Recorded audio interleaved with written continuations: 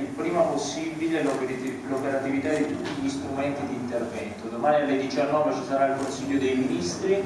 dove sarà dichiarato lo stato d'emergenza e puntiamo ad aver pronta e quindi a poter dare attuazione all'ordinanza di protezione civile che sarà emessa dal Dipartimento di Protezione Civile e che quindi potrà dare ai comuni, a tutti gli enti, alla regione gli strumenti che servono per iniziare a ripristinare la normalità. Stamattina abbiamo avuto modo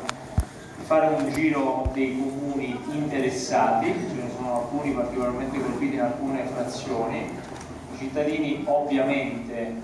chiedono il prima possibile di poter conoscere la condizione di agibilità della propria casa ed è per questo che anche alla riunione del comitato poc'anzi abbiamo convenuto tutti che si debbano potenziare le squadre di tecnici che stanno facendo i sopralluoghi